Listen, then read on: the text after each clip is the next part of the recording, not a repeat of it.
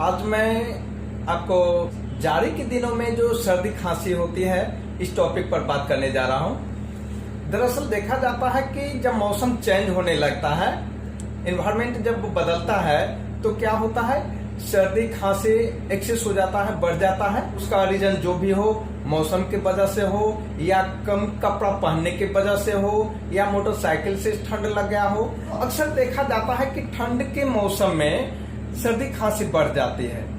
Patient hospital आते हैं इलाज कराने के लिए और वो कहते हैं कि खांसी हो रहा है। कितने दिनों से खांसी हो रहा है, क्या उस पेशेंट को हम ठंड के बारे में सोचें या ट्यूबरकुलोसिस के बारे में सोचें या एलर्जी के बारे में सोचें, क्या सोचें, ये विषय बनता है।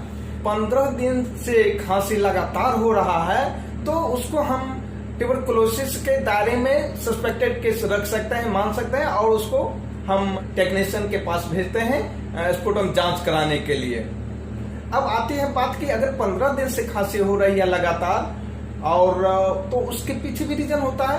क्या खांसी के साथ साथ वेट कम होते जाना, शरीर का वजन कम होते जाना, भूख नहीं लगना या ब्लड आना बलगम के साथ, अगर ये सब रीजन मिल रहा है तो निश्चित रूप से हम उसको सस्पेक्टेड ट्यूबरकुलोसिस पेशेंट समझ सकते हैं और उसको हम जांच में भेजते हैं टेक्नीशियन के पास में। टेक्नीशियन का क्या दायित्व बनता है, ये विषय होता है। तो टेक्नीशियन का दायित्व बनता है कि जब पेशेंट आया तो स्पॉट में आप बलगम लेते हैं, है ना, और दूसरा लेते हैं मॉर्निंग में, कि मॉर्निंग में देते हैं कि मॉर्निंग का जो है कलेक्शन करके आप लाते हैं और दोनों स्पुटम जो जांच करते हैं सैंपल, उसके बाद रिजल्ट देखते हैं कि स्पॉट जो दिया उसमें क्या निकला और फिर सुबह में वाला बलगम लेकर आया उसमें क्या निकला, दोनों को टैली करते हैं। कभी कभी अक्सर देखा जाता है कि मॉर्निंग वाला जो है स्पुटम, उसमें स्पुटम पॉजिटिव आ जाता है और स्पॉट में निगेटिव आता है। ऐसा क्यों होता है?